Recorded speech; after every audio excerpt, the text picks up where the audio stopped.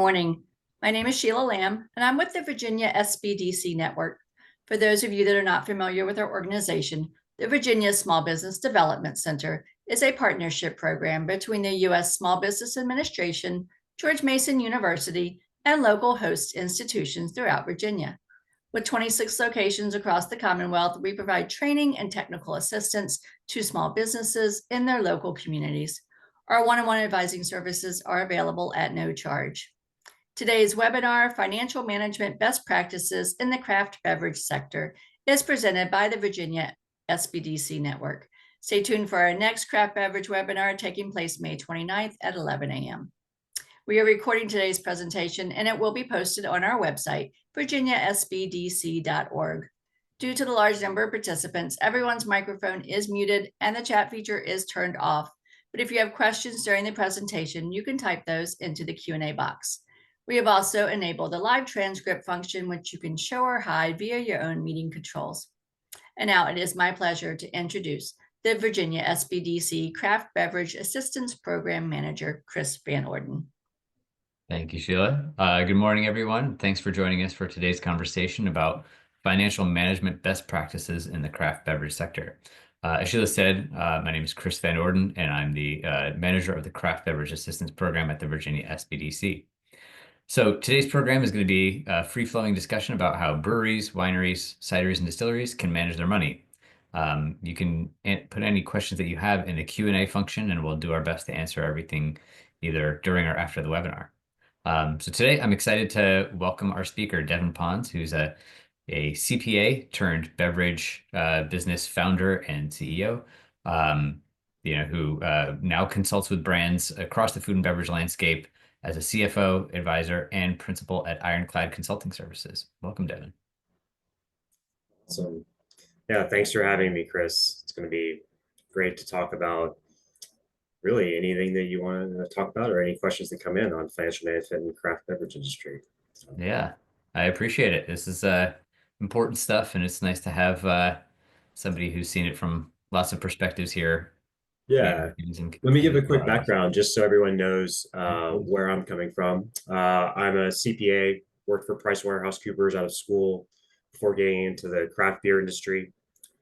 I was a financial manager and then CFO for a regional brewery in California that some people might have heard of, the Lost Abbey, also Port Brewing Company and Pizza Port. So 3 brands under one ownership group in California. And then I moved back to Austin where I'd gone to school, founded a brewery in 2014 and grew that up through 2019 as the CEO, exited in 2019. And for the past 5 years, I've been consulting all sorts of food and beverage companies, but beverage alcohol is close to my heart. So dealt with tons of different spirits, NA, bevs, and other channels here in the alcohol beverage world. So yeah, that's great. It's great that you've worn a lot of different hats, and now you're out there helping businesses, which is great. That is really valuable perspective to have here. So we have definitely got the right person for this topic, and appreciate you making the time. So I thought, we could kick things off by, starting with a quick overview of financial operations in the alcohol industry. Just sort of broad strokes, what should people be thinking about when they're managing money, and what are some of the biggest either constraints or issue areas that you encounter when working with businesses? Yep, sure. I think that the first piece of the puzzle that most people understand, but it's still something that has to be talked about, is that this is a capital intensive industry. If you're doing your own production, equipment requires a significant amount of capital. If you're doing an alcohol that requires aging, then having that inventory on hand and building up inventory over time requires a significant amount of capital. So cash from one source or another needs to be invested there. And then on the other side of the puzzle, there's a significant amount of upfront marketing that needs to go into getting a brand sold anywhere off premise, anywhere outside of your own doors. So you're either going to be investing in your own equipment, your own location, which is capital intensive, or you've got to be pushing product with a much smaller margin through some sort of co-manufacturing agreement. So no matter what, that is a big piece of the puzzle. So finding your sources of funding, when you're going to have them available, especially those first few stepping stones, and then that's a challenge. And then later, what you are able to add to the mix and what that money costs you is always a top of mind path for people in this industry. Some side pieces that come into play in the alcohol industry. The market's been pretty volatile. It may have been, there are periods when it was more stable, but two things have happened. So craft beverage has had great years of just growth in areas and segments, but then growth plateauing, and then a new area having a great level of growth. And that tells a really good overall story, macro economic story for the industry, but for the brands or companies that aren't pivoting with that growth, it leaves a lot of people like jumping into a space as it grows, and then that space gets really maxed out and crowded, and there's price pressure and people coming in late, and all of a sudden, just being specific, all of a sudden spiked seltzers are taking over for IPAs, and people have over invested and over indexed in a certain thing. So that's not a unique example. There's just tons of examples where one thing has gotten popular, flavored whiskey of this type, and then that type is suddenly popular, or Target launches a brand. And then the other piece that's made it unpredictable is supply chain issues, which it used to just be about really a very few ingredients, but now the supply chain crunch of 2022, that was a huge factor for a lot of producers, really affected their margins and caused some shakeouts. And then we're looking at a tariff situation that could have really big impacts for segments. So those aren't predictable events always. I mean, not at the point where you're writing your business plan necessarily. So you need to be just predicting headwinds or guesstimate or be ready to react when they happen. So that's something that's real about this industry. It's not home self-storage units. And then, there's regulatory hurdles. That's a challenge unto itself, depending on where you are uniquely situated in alcohol and in your state, region, etc.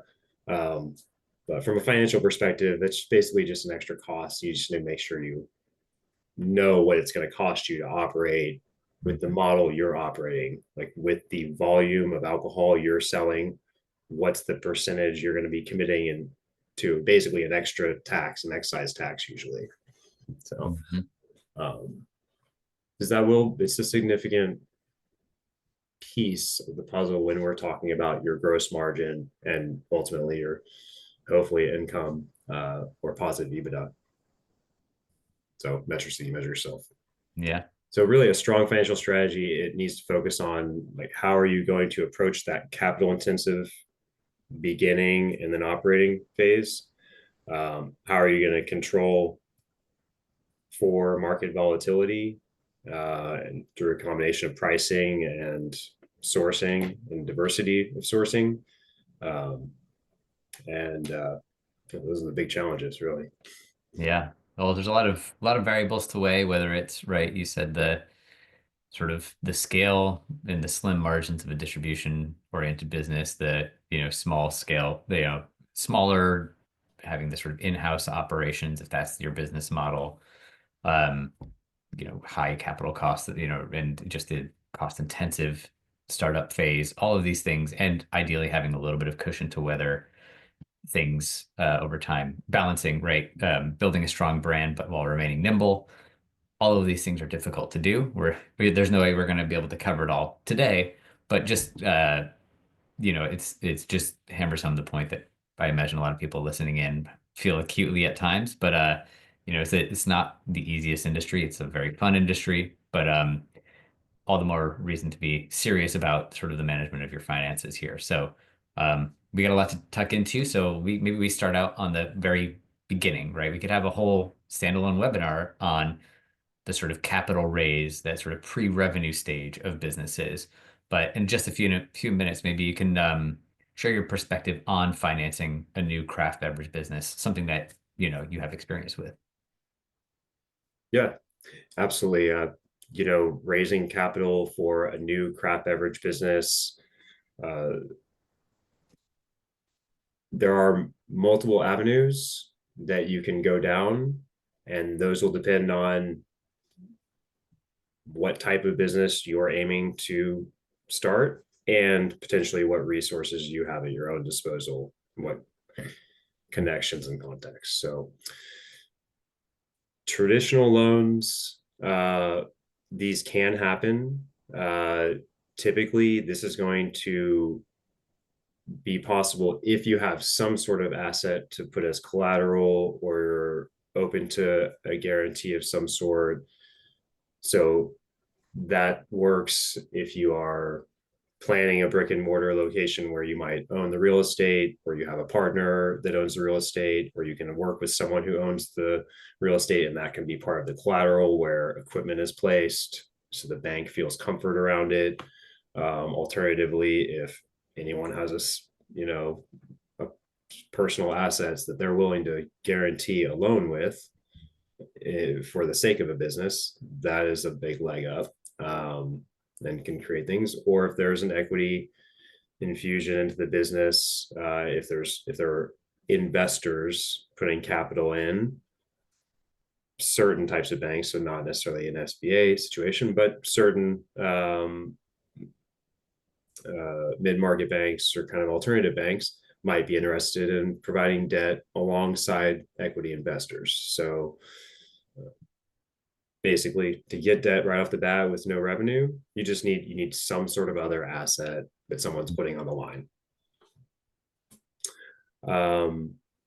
So if you're doing I said brick and mortar, you might have real estate to deal with or buildings there.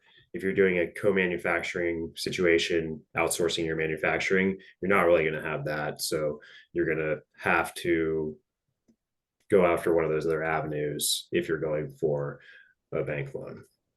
Now, there are other types of financing. For the equipment side, you can just do equipment leasing for pieces of your equipment, some of the big pieces. You can go after crowdfunding. I mean, this has had its ups and downs, and there are people who do have success.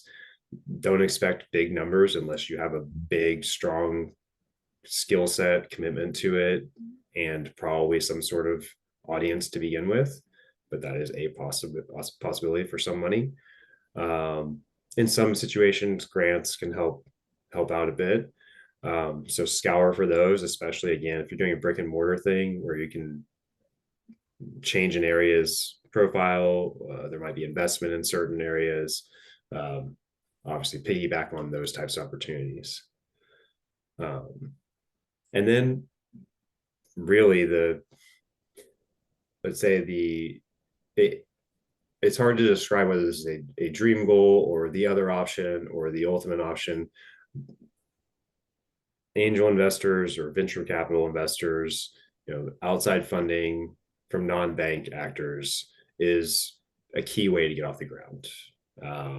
So this is there have been periods when this was easier or harder to obtain, when there was more just interest from,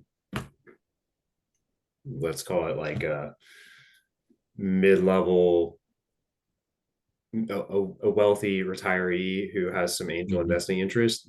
That dynamic comes and goes, it ebbs and flows, and especially their interest in what they want to invest in.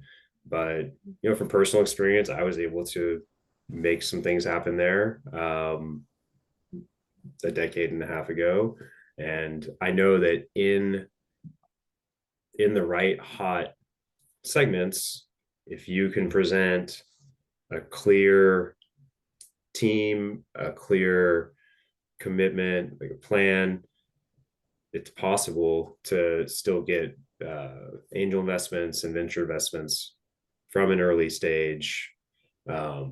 If you're going, I mean, if you go at it and you pitch. So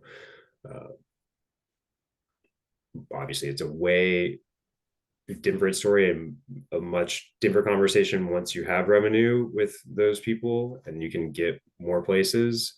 So you'll have to deal, I mean, you have to deal with rejection and just communicate with as many people as you can if you're pre-revenue and trying to do that.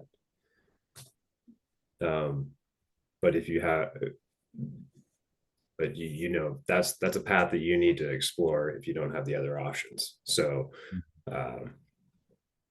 my recommendation there is don't be shy, figure out, like, start reading the reactions you're getting from the prospects that you are reaching out to or non-reactions, and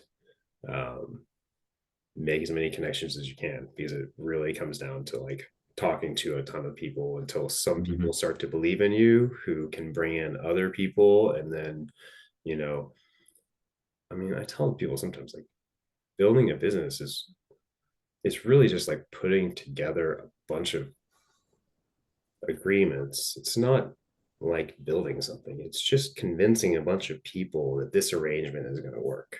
Like, we're going to do this thing. You're going to do this. I'm going to do that. You're going to do this. I'm going to do that. And they all believe in it. And so the whole time you're putting it together, it's like, I'm just lying to everyone. Like, I'm telling everyone this is going to happen. There's nothing there yet. You know, Yeah. that's what it is. But if you knit it together, like, the key is knitting together people. Okay, I've got this person with the lease. They think I'm going to do it. I've got this person with the equipment. I've got this distributor with the thing.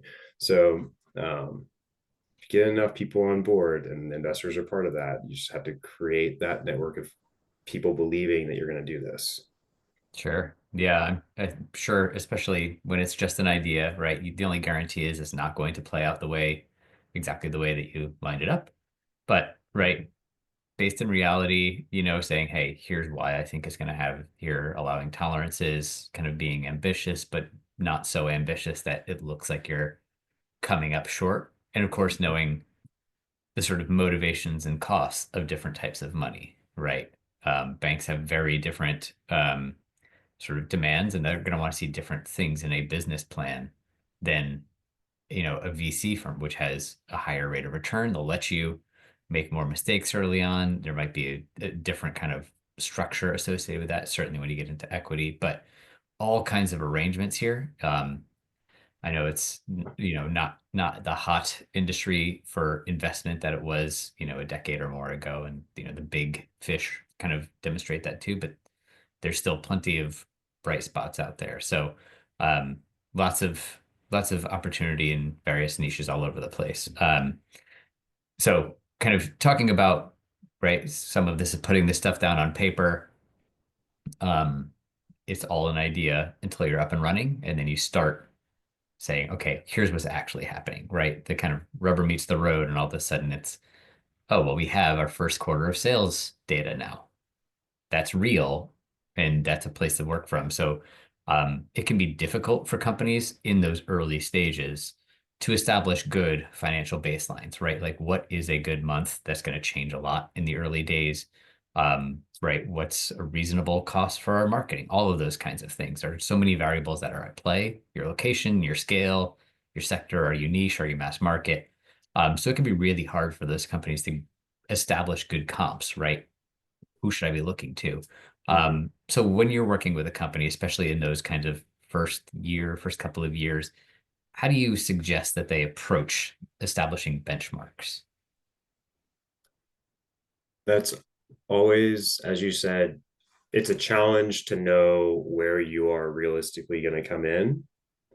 So the key is to start tracking things right away. So I come into a lot of businesses a couple of years in, and we're cleaning up their financial data, getting answers out of their first 2.5 years or year and a half, or it's too late. And we just really can't pin margins down for that period of time. So starting tracking right away, having good discipline on your inputs into your financial processing system is key.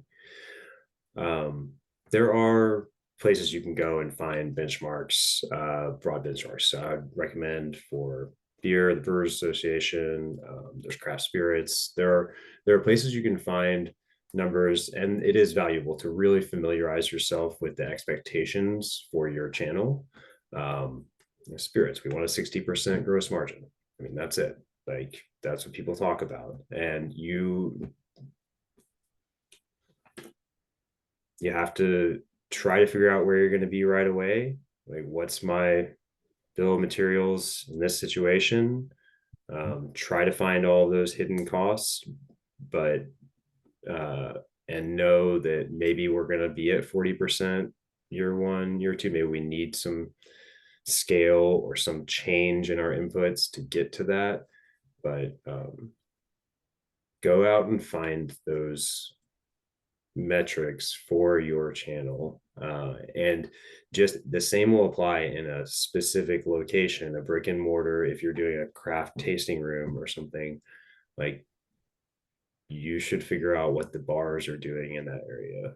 You can go most states, or a lot of states, the liquor sales for bars are public information, so you can look them up, or you can just go start asking around in different ways to figure out, okay, is it a $500K a year area of town for a bar, or is it a $2 million a year area for a bar?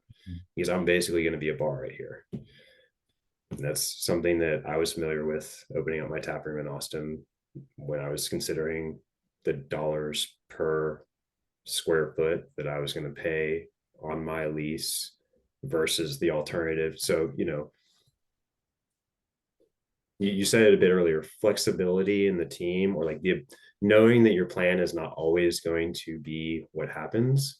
That's a key thing that investors or any partners, bank partners, are looking for in a team, is people who are going to be flexible, who are going to have a broad ability to just like, okay, we're going to have to switch this. So in our situation, we don't know where this brewery is going to be. We're going to do a brewery in Austin. It's a big city. We're going to have the tap room is going to be a key component of it, but also the other things, the self-distribution is going to be a key component of it. So, like, got everyone on board without actually having like the spot. And so then the decision, there's still a big decision you made. Are we going to pay $70 a square foot or $30 a square foot to be here smack dab in the middle, or X miles out? And so sitting there and like having the discipline to make that analysis a financial decision, and not just a gut decision. There's a lot of gut that goes into that too, choosing your location. Absolutely. But having the rigor to do that. So that was a little bit of a sidestep on rent as a metric and revenue at a tap room. But yeah, you just need to be like tracking it right away, and then be ready to adjust. Like, if you see a margin not coming in, figure out why, what is going on. If you're like, oh, oops, surprise, we forgot that the packaging was going to cost this other piece more, and now our margins defunct and it's not going to work for our business. You need to be prepared. I mean, you don't know what's going to happen, but like, you need to be ready to change something to fix it about your business. You cannot just keep going forward with the plan. So I think your point about the sort of right, some of these key metrics, right, the sort of like revenue to square footage for a tasting room, right, like that's really important, right? And if your cost is this much, you're going to need this much to recoup that investment. Otherwise, some of it's going to be wonky. Knowing the things that go into your numbers, right? So having the numbers and understanding how they come together, making sure you're not leaving something out. So like, something like your cost of goods for a finished product, let's say, a bottle, right? A finished bottle of wine, let's say, if you're not capturing, the sort of all of the liquid costs, all of those things, the packaging process, do you have the foil caps on the top?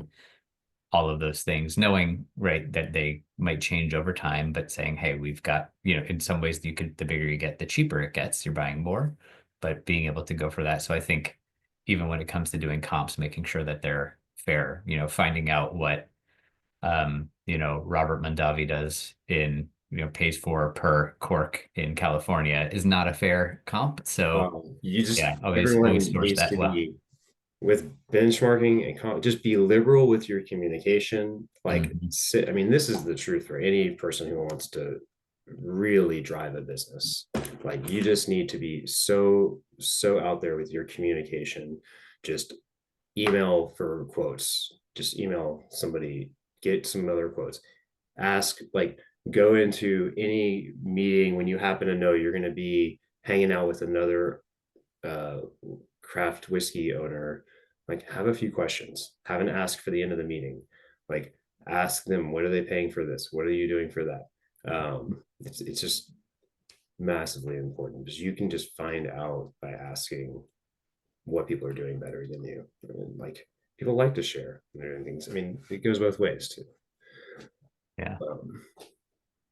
Well, so let's say that there are companies that are up and running now. Ideally, they've been tracking their data, but maybe they haven't been doing everything that they should, whether or not they're aware of that. Like, hey, I don't have great data for years 1 and 2 because I only started really be more fastidious with this stuff, right? And when you're young, a new business, new revenue every year, if you see a 30% year-over-year growth, there's new money coming in. Maybe it's, you don't have a baseline. It kind of can keep you above water. It can kind of paper over some of the cracks that may be there because you're not realizing it. Oh, we increased 5% this month over month. Like, wow, that's great. But the reality can kind of set in over time as you start to stabilize a little bit. So how do you recommend that maturing companies approach financial management as they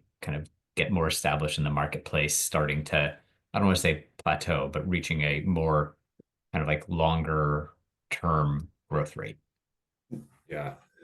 The maturity and the growth that you outlined is a real thing that happens. People get a win, they get a launch order, and they load into a new distributor, and it's a big sales bump, and then they have a dip month, and then recovery months, and then they have another load in the following season, and it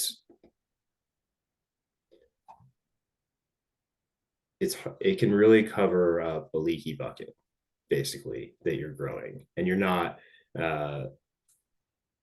familiar with what types of charges you're going to get deductions back. I mean, this is a big challenge in the alcohol beverage industry, dealing with chargebacks and deductions. So basically, like, credits that you've agreed to, in many cases, promotional things that are allowed, and in some cases there's like fees that you've agreed to but don't always know the scale of until it comes. And you have to start learning how to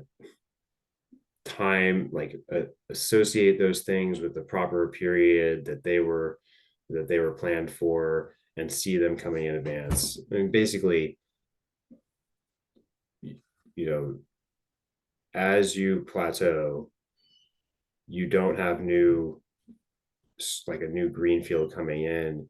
You do need to start really honing in on that financial tracking and understanding where the leaks are in your bucket, where your deductions aren't giving you value. I've had a lot of clients where we started breaking down their deductions by distributor and by period, and start realizing, which ones aren't giving back. I mean, the dollars per case are out of whack. Just compare the dollars per case across all the distributors and see how it goes, and point to the ones and have discussions and save yourself that $4,000 next year. So you track it. I think you start getting to a point where you really have to look at your pricing. That's something that comes into play once, you go in with a set of prices that's a combination of, probably market pricing and where you want to position yourself at this point, unless you're a brand new, creating something completely different. And also so you're market pricing yourself and maybe thinking about your goal in terms of margins. But once you actually start operating, you can no longer simply market price yourself. And I've seen this mistake. You have to accept what your actual margins are coming in at and decide whether a pricing adjustment needs to happen or whether you can change your cost structure on that product. So this is a mistake I see people get trapped into for a while, just not accepting that something they have to flip one of those things. So sometimes that takes like pivoting, which takes a while. Sometimes it takes just taking a risk to see if the consumer is going to keep buying it at the new pricing. We've had pricing increases in the world. I mean, everybody took a pricing increase 2 years ago, and probably a bunch of people are going to take them this quarter. Just heads up to everyone. I've been telling this to my clients. I'm like, last time this happened in the supply chain crunch, like everyone, all the small suppliers that I was working with, we saw our costs go up. We were reluctant to raise prices right away, and we kind of waited, and then Post and General Mills and fucking PepsiCo, they all like raised their prices, and so we all kind of had to rush in behind. And so I'm just telling people, like, don't wait necessarily. Just if you have a cost increase that's a true cost increase, plan it, start talking to your buyer about it now, so that you're not kind of a Johnny come lately on that situation this time around. It's going to happen no matter what. There's going to be some cost increase with the last couple of months. So there are going to be general price increases. So okay. Hey, there was a question that came in about the sort of leaky bucket. Are there any areas that tend to be sources of these leaks? Any common areas? Yeah, I love that question. I mentioned one of them, so I won't talk about it for too long, but deductions and credits. I mean, just like scour through those. You'll get double charged for promos. Just look through those. But let me think about what's the next best one to talk about.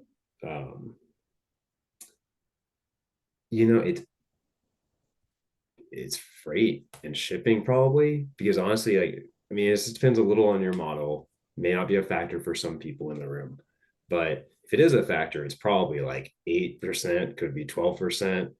And it's really easy to let whoever is running your finances just put all the freight in one bucket, as opposed to ingredient and things that should be part of COGS versus your freight out.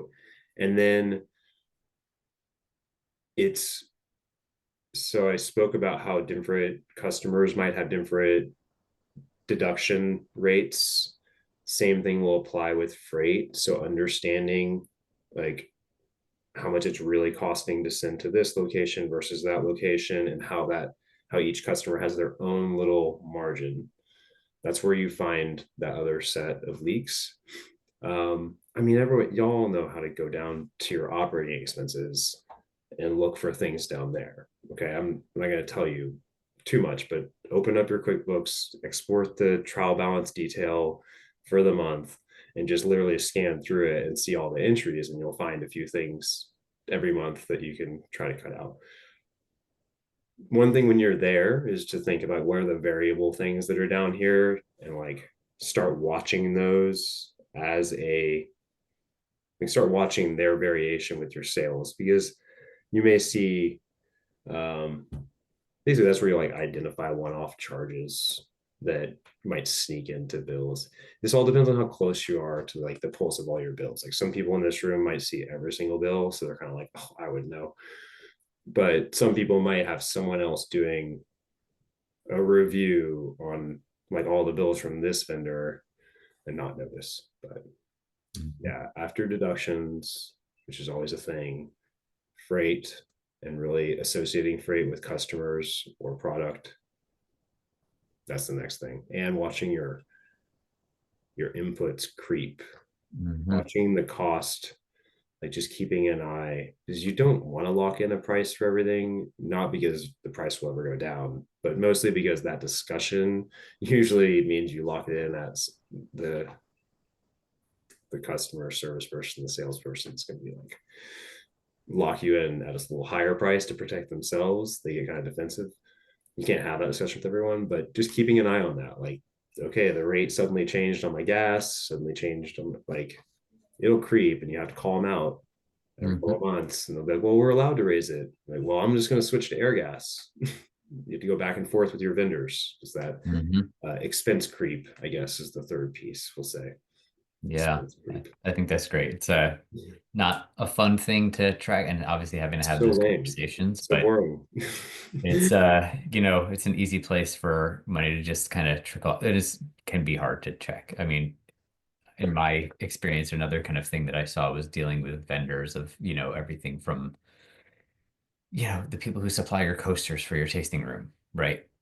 Whether it's them kind of changing pricing without informing you, or who's doing the ordering for your team. Are they ordering the equivalent of 2 sleeves at a time, or are they buying a quarter's worth at a time? If you have storage, the sort of smarter ordering, finding out about quantity discounts, and even like labels. You know, I had an experience where I was ordering labels, and the technology was like, you know, a digital print. And so just asking them, hey, for the quantity discount, right, the cost per label went down 10% if you hit a certain quantity. Well, digital prints, they said you can hit that across different brands, but you just had to know to ask.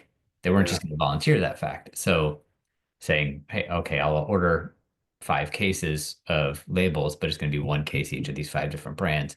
I still get that discount, but I needed to ask for it. So those kinds of little things. And if you don't kind of coach your team to be on the lookout for these things, um, somebody might just go, oh, we're out of labels. I'm going to order 1 roll.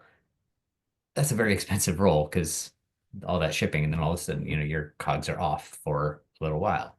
Um, it can be bad. So this is actually leads me to the next question, which I think is another really important area, right? You mentioned sometimes, you know, every single thing hits, you know, a CFO's desk, right? Every bill is going to a single person.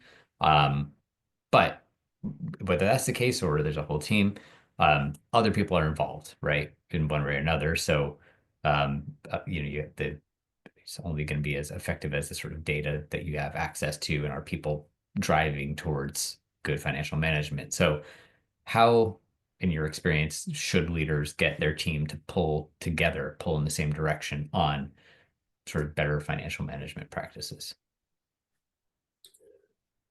So the number one piece, and we keep coming back to it, is communication. Just over communication, always as a leader on your teams.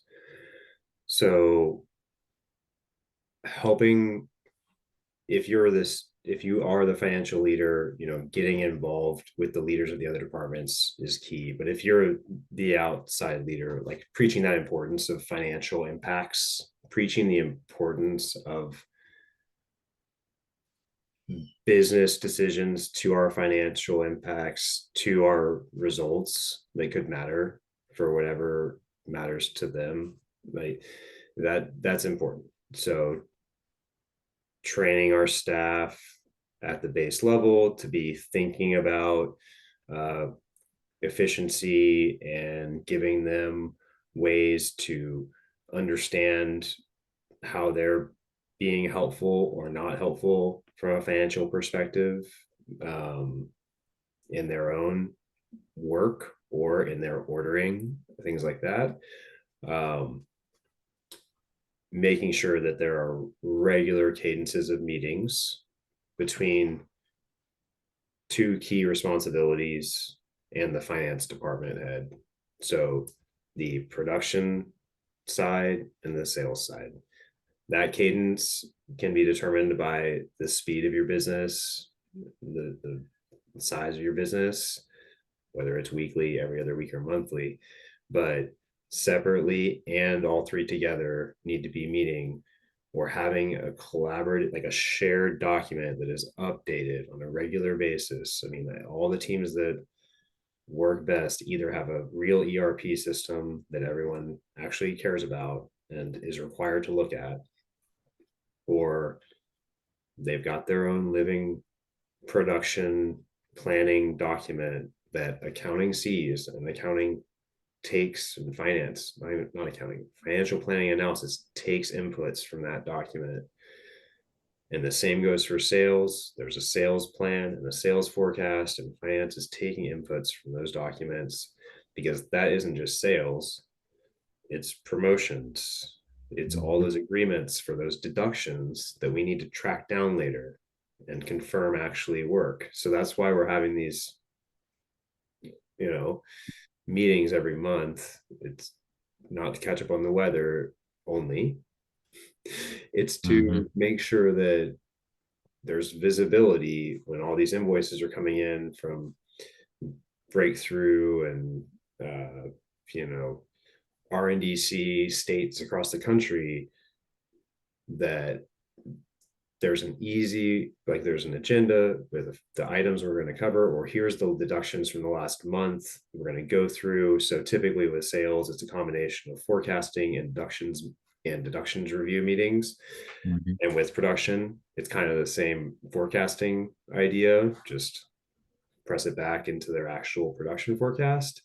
And then it's also like reviewing any payables, ingredients, materials, things that are going on, like the touch base on, hey, what's up? I saw, the malt price changed, or I see we're getting charged for glass an extra pallet fee of $500, So having like, it's not just collaboration, but having a cadence of specific communication and sharing, like an agenda that everyone has access to, that gets updated for that weekly or monthly meeting, and someone rules it.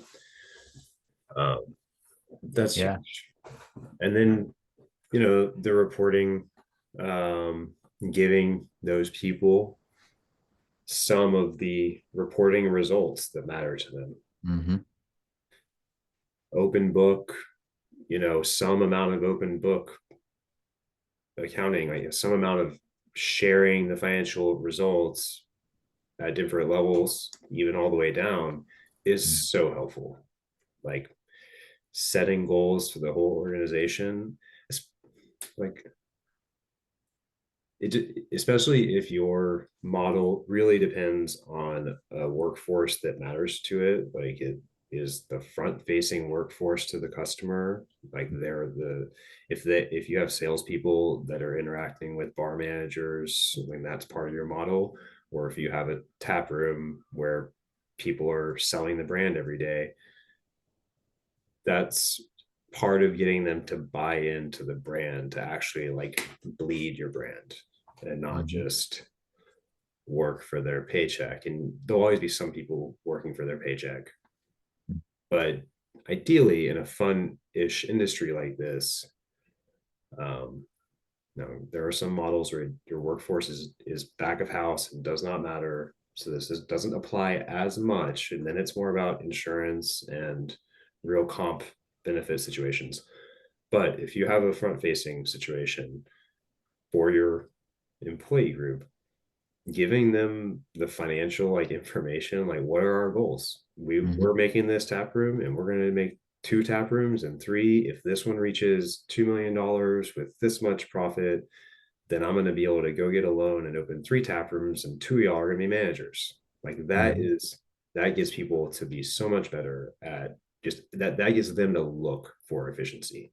That gets them to go look for opportunity to increase sales. So yeah, I mean, it's educating them on the impact, like requiring the cadence of collaboration, and then being a little transparent, like as transparent as you want to be, but somewhat transparent with the reporting of the results. Yeah. And I think you mentioned, right, the sort of giving people the access to, right, the sort of open book side. And I think that goes to, right, sort of goals for individual positions, even in a sort of outside of a sales context. But right, if there are, each role has a, set of KPIs, right, key performance indicators of saying everybody can have a piece of financial kind of like metrics in there in some way, right? Whether it's obviously sales, it's very easy of just saying, hey, we want to see these kinds of sales. There's right, a whole world of that, not only just on the revenue side, but about right, like margins and hey, what are we doing on the promo? Are we using all of the benefits that we've arranged for with our distribution partner? Are we keeping on top of them? Are they doing what, are they actually going and delivering where we close deals? All of those kinds of things. And we have webinars on that front. There's a person who his name is Ben Llewellyn. If you ever want to look back at a previous one, he's basically on sales metrics, right? That's just its own special thing, but all that comes back to the bottom line of finances. Same goes for the production side. Last month, I did a webinar with Nassim Sultan of Barrel Vision on production processes and shaping all of these things up. And right, there's of course quality metrics and yield and all of these things, but some of that could also be, hey, this is a flagship product. What are our cost of goods? Are we stabilizing these things? And right, coming up with incentives. If is a bonus structure, well, what does a bonus look like? If a, production team keeps COGS within a certain level for a certain amount of time, are there other things to come? So all of this, even the people who never actually touch the money, what they do is really important to the overall financial health of the business. Oh yeah, you're right. They touch the money, believe me.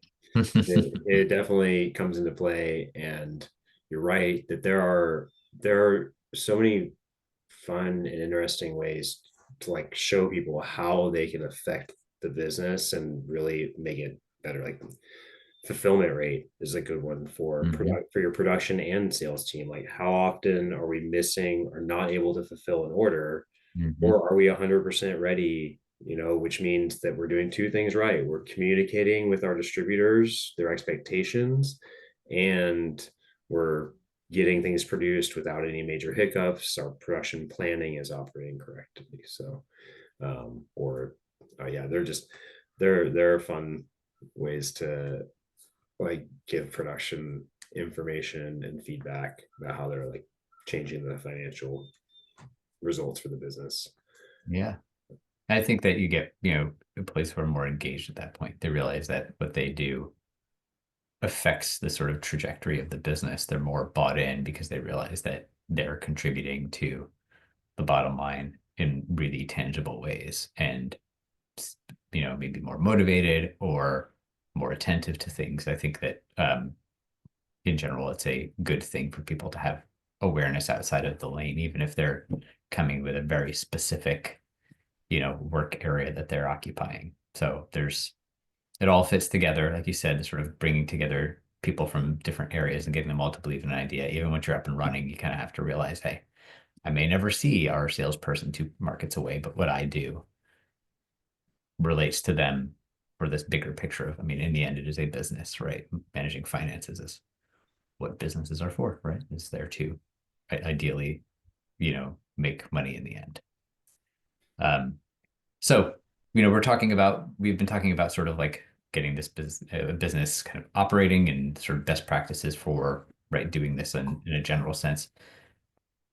There are times, and ideally it's, we have some companies that are in this stage of, hey, preparing to invest for some sort of growth or a major capital project of some sort, whether it's opening an additional location or expanding a footprint, scaling up production, whatever that might be. Do you have any guidance for producers that are preparing to invest in some relatively major new growth area? Yeah. Well, I think 2 pieces.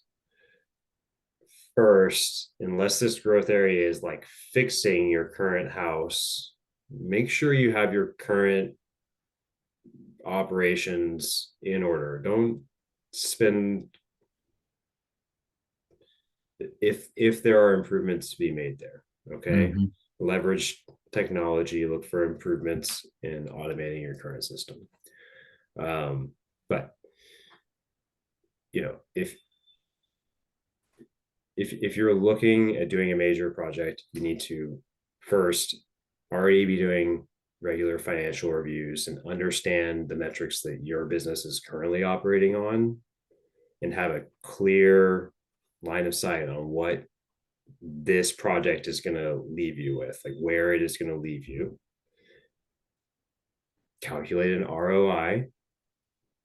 Hopefully that's something that came into your mind like early in this process, but make sure that there's a clear return. There's a place you want to go with this expansion. One of the pitfalls that people find is that they do sometimes over anticipate demand, or they anticipate a continuation of growth. So make sure you're very introspective about that. And if you're confident about it, then great. If you're confident about it, then use that discipline of knowing your current metrics. Hopefully you're like, what it comes down to is if you're going to double down, you better feel good about what you're already doing. Okay. And whether it's your money or someone else's, it's probably your existing business. So you at least are going to be putting that on the line. By doubling down, you're going to be changing the risk profile of your existing business, most likely by adding a big project. So like I said from the beginning, like make sure you at least know what your current house looks like. You may not be able to put it in order with the tools you have, and that's why you're expanding. But if you haven't done the discipline of really figuring it out, then you do not have a business doubling down. Okay. Mhm. Now, if you're good with that, if you know, like, hey, my margin's not good here, this is not a sustainable business, it's only sustainable here, then do I feel good about the growth? Do I feel really like introspectively? Do I feel like not only is this a break-even point for my business, but this is a point where customers will come to, like they will buy this, or I will find the customers at this margin, not 3 states away at a different margin. I'll find the customers to do this. Mhm. So, and just you should fully forecast out your P&L, balance sheet, and cash flow. If you're putting in 7 figures, if it's a 7-figure expansion, like that's a scale of money. Like you want to have a specific plan for the working capital of the new project, because Mhm. like, okay, it might have an ROI, but if you don't properly anticipate how much cash just needs to be put into it, that cash may come back, or that cash may still be there and not Mhm. lost because it's tied up in inventory. So it counts for your ROI as a positive. But if you're only thinking of the equipment cash and some starting inventory cash, and you're really not thinking about what a balance sheet looks like at twice the sales, that it's like a permanent inventory of this much money now. It's a permanent receivable of this much money now that I'm waiting for. Like you need to have that amount of cash on top of your cash for the equipment, cash for the first run, cash for the second run. Like that's about Mhm. what most people get. So it's ROI, it's having your house, an understanding of what you're currently doing and a goal for what you're going to do from a real specific metric, financial goal point of view. It's having an ROI, having confidence that that growth is going to happen. And then it's planning really how much cash or capital you're going to need to get through the whole thing. Mhm. Yeah.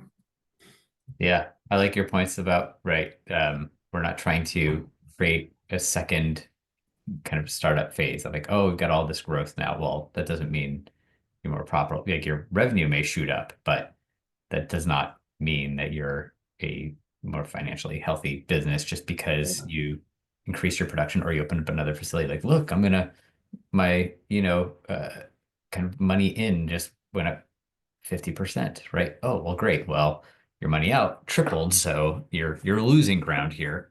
So right, this is not a solution. I've seen people grow a problem they just need to unwind later. Yeah. I mean, that's what it comes down to. Like, I've seen people grow when the message was there, like you need to change something about the product or margin here, and they just basically grew the problem that they had to deal with later. Yeah.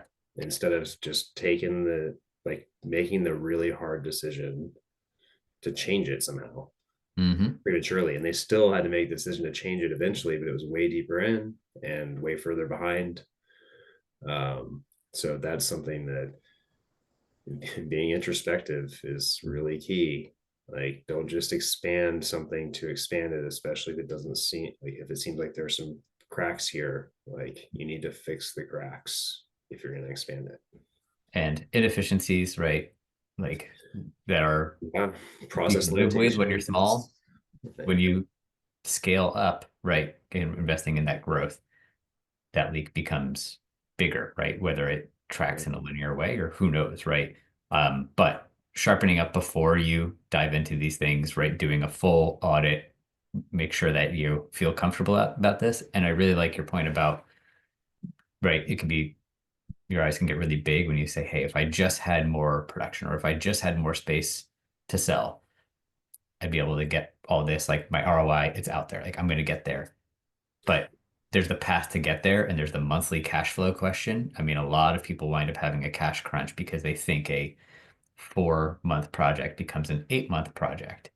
And all that time, they haven't realized that they're not on the timeline anymore. And this same issue happens with pre-launch companies of their timelines weren't generous enough. They didn't have enough working capital on hand to bridge to start realizing that ROI. So I think, right, there's both the sort of big long-term trajectory stuff and then just the month in, month out of, every month we're paying for this warehouse that we've broken ground on, but it's not generating anything yet. So definitely buffer in your startup cost plan.